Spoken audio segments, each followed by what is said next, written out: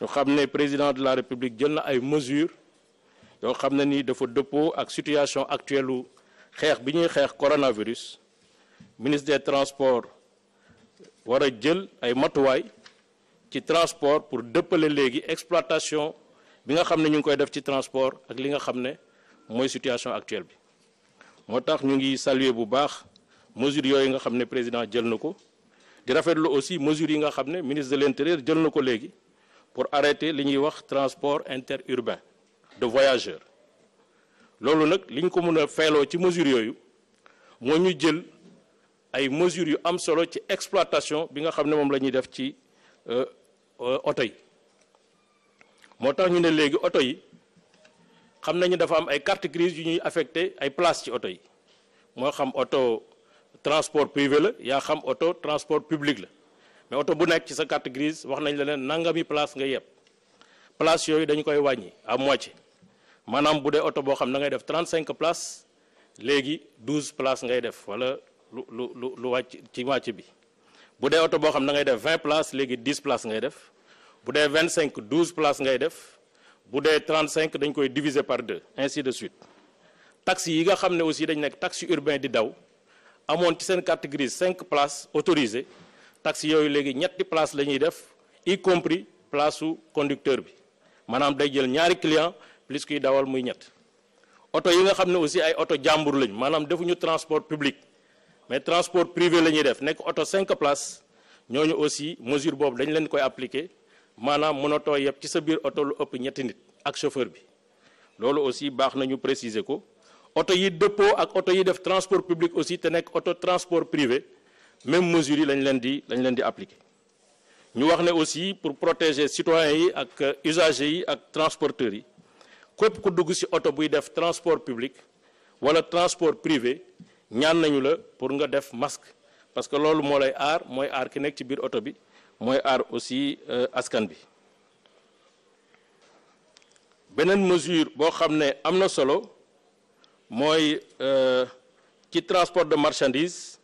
bàyyi nañu xam nga transport de marchandise day wëy parce que président de la république wax na ko ci message am bëggul ñu arrêter économie bi comme nit ñaa ngi dem di liggéeyi koom bi mu ngi dox normalement transport de marchandise bi dafay continuer waaye terewul dafa am nag ay charte yu bees yu ñu ci yokk mooy gisoon nañ ne camion yi def transport de marchandise léeg-léeg dañuy am ñaar ba ñett ba ñeent ba juróomi nit yoo xam dañuy nekk ci cabine bi loolu aussi pour tenir compte ci restriction yi nga xam ne ministère de la santé jox nañu ko cabine bi léegi chauffeur bi moo ciy nekk ak ku koy assister ba pare nag ndax si loolu nee nañu lépp loo xam ne nii ay protection la yu chauffeur yi war a jël ak ki koy assister dañ ko war a jël matal ko sëkk. ci gaar yi aussi gis ngeen ne gaar yi lieu de regroupement la maanaam commerce administration lu nekk fay nekk ci biir gaar yi donc loolu tey nee nañu dañu koy dakkal pour éviter justement regroupement yi donc gaar yi dañuy interdire regroupement yi fa nekk ak njaay mi nga xam ne dëppoowul wala en tout cas c'est pas lié au fonctionnement des gares.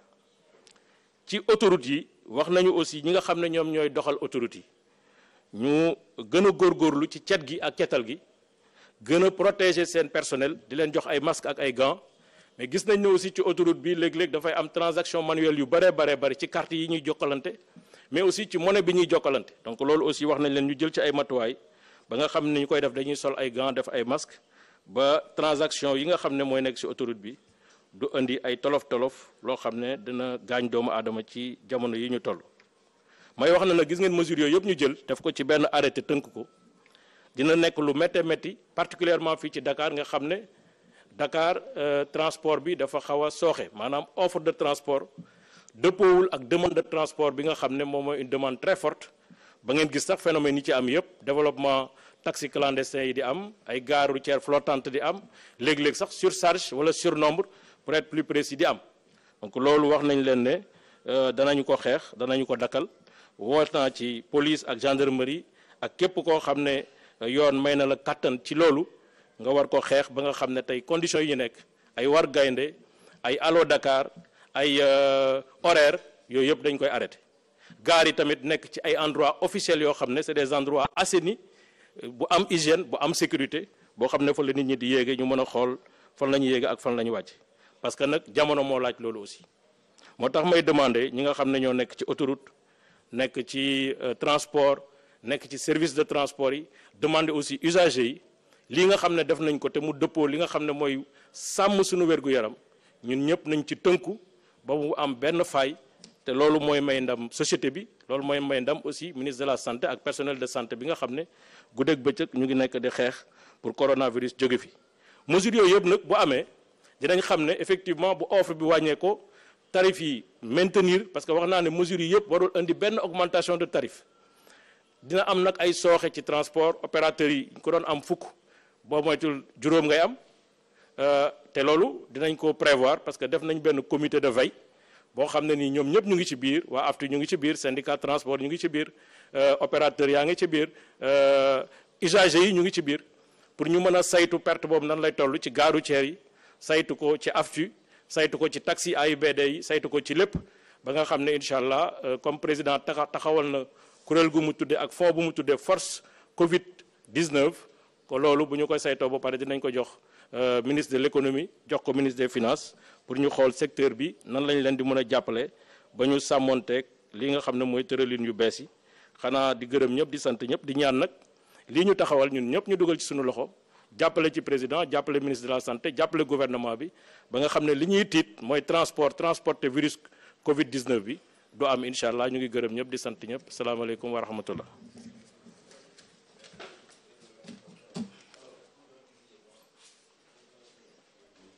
jërëjëf Issa Thioro Gueye kon nag dëgg nga li nga xamante ne moom la fi ñaari jëruñ yi daal di wax maître Oumar Youm nag moo mujjee wax gannaaw bu mu àddoo nag daal di nay dellu ci mesure yu nga xamante ne daal di nañ ko jël. jaajëfal bu baax a baax ci teewlu bi mu nekkoon nag tey jii jëw ñu dénk wàllum rek li nga xam ne mooy intérieur di kaaraange ak it ki nga xam ne mooy yor waayum transport di Oumar Youm mu doon def nag déclaration. ci suba sax lañu ko doon xaar waaye pour des mesures de sécurité ak li nga xam ne mooy xeex jàngoro ji di Covid 19 moo tax rek mu daal di nag dem ci ministère de la santé bañ a rassemblement bi nga xam ne moom la ñëpp di bañ gis nañu nag kàddu yi nga xam ne tey jii andiwaat nañ ko fi lu jëm ci rek mesure d'urgence bu état bi jël wax na nag fi ñu ko